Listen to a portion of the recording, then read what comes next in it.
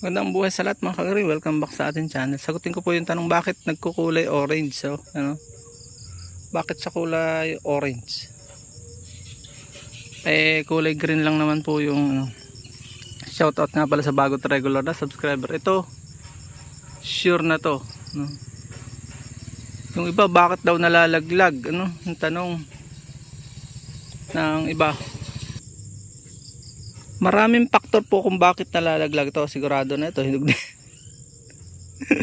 Ang kulit na ito. Yan, sigurado na po ito. Pag green na ganyan, sigurado yan. Ito, hindi na naman sigurado ito. Malalaglag po isang araw. Ang ganda pero orange siya eh.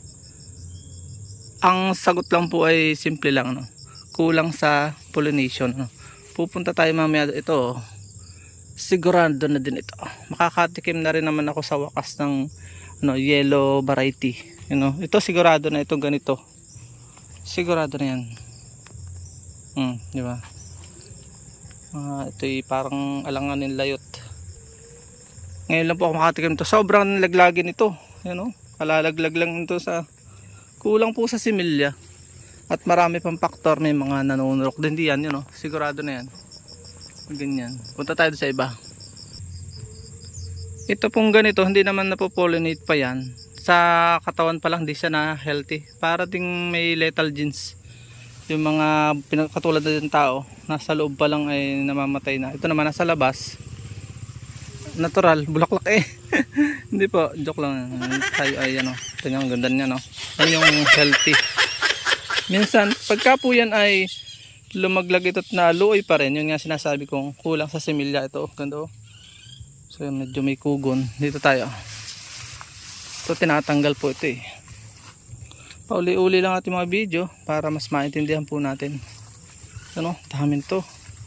Yan to, luoy na to, kita nyo. Nalalaglag na ng kusa. Ito medyo may nanurok.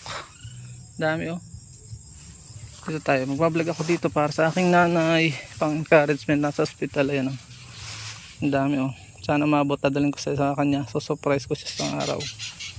Ang dami may bulaklak, may anong gandang tingnan.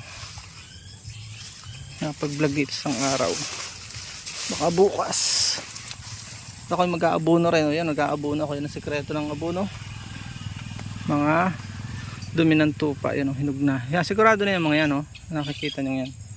Ito ganito. Pero minsan may manunurok punta pa tayo sa kabila. Mga maganda dito, mga bukada na ito. Kami makikita pa tayo hinog na ito. Kainin na. Gusto kong dalhan ng nanay ko ng hinog na hinog. At pasalubungan ko. Hindi na ako nagbebenta. Yan sigurado na po yan. Diba? Yun po, maraming factor. Pag yan ay naluoy pa, baga mo sinabi kong sigurado na may outside factor naman, yung mga manunurok. Tuwin hindi nagsabay. Talagang ganun, kahit kang balagi, di ba, may nauuna. So yun po, ang mga factor, tatlo lang yun. Health, nutrition ng plant, yung pollinator. Wala tayong pollinator na nakikita ngayon, baka nauna na.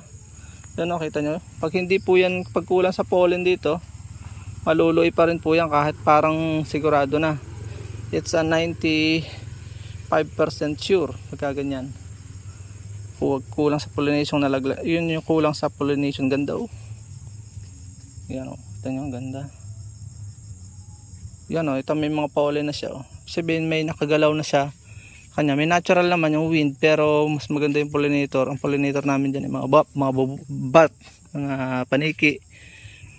At yung mga paniki, napakagandang pollinator niyan At yan pong mga stingless bees, napakaganda nitong Tsaka yung kukunti na itanim ko, marami sana tayo yung ibibideo sa inyo. Anyway, kahit kukunti po yan ay marami na tayong matututunan. By the way, bago tayo magtapos, meron nga po pala tayong ebook na binebenta para sa mga nais matuto sa pagbablog. Sideline din, at nandito na kasing lahat sa YouTube. So yung 5 years experience ko po nandiyan na sa ebook na ginawa ko.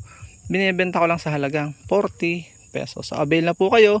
Comment nyo lang below at akin pong isi-share sa inyo via downloadable link sa messenger nyo, at ang bayaran po ay GCash lang. 40 pesos lang po, napakamura. Bagaman may bumibili niya ng 2019, 500 at 40 pesos. So yun po, maraming salamat. Naway may natutunan po sa magsisin natin video. Bye bye and God bless. At yan po, nagtatapos sa ating munting vlog. Nawa po yung nag-enjoy po kayo at may natutunan. Kung bago pa lamang po kayo sa aming channel, ay huwag niyo pong kalimutan mag-subscribe at i-hit nyo na po yung bell para updated po kayo sakaling may bago po tayong upload. Na po, magkita-kits po tayo sa susunod nating mga video. God bless you all. Mabuhay. God bless the Philippines. Bye-bye po muna.